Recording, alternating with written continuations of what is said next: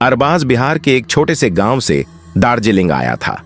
कई दिनों की भटकन के बाद उसे शहर के किनारे बने एक पुराने और आलीशान मिस्ट वैली होटल में वेटर की नौकरी मिल गई।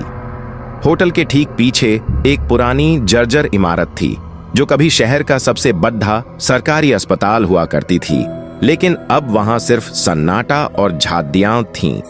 होटल के मैनेजर ने अरबाज को सख्त हिदायत दी थी, रात 12 बजे के बाद खिड़की से बाहर मत देखना और गलती से भी पीछे वाले खंडहर अस्पताल की तरफ मत जाना।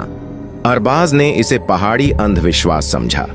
एक रात जब वह होटल की तीसरी मंजिल पर रूम सर्विस दे रहा था, उसे अस्पताल की तरफ से किसी के जोर जोर से हंसने और फिर अचानक रोने की आवाज आई। वह खुद को रोक नहीं पाया और उसने खिड़की का पर्दा हटा दिया। धुंध के बीच उसने देखा कि पुराने अस्पताल की दूसरी मंजिल की एक लाइट जल रही थी। वहां एक नर्स पुराने जमाने की सफेद वर्दी पहने एक स्ट्रेचर को खींच रही थी। ताज्जुब की बात यह थी कि स्ट्रेचर पर कोई इंसान नहीं बल्कि एक कटी हुई परछाई तड़प रही थी। अचानक उस नर्स ने अपनी गर्दन 180 डिग्री घुमाई और सीधे अरबाज की आंखों में देखा। उसकी आंखें कोयले जैसी काली और धंसी हुई थीं। अरबाज के हाथ से पानी का गिलास छूट गया। अगले दिन अरबाज ने जब दूसरे वेटर से उस नर्स के बारे में पूछा तो उसने कांपते हुए बताया, 1980 में उस अस्पताल में एक वेटर को गलती से झर दे दिया गया था। उसे बचाने वाली नर्स ने बाद में उसी कमरे में फांसी लगा ली थी। अब वो हर उस वेटर को ढूंढती है जो रात में उसे देख लेता है।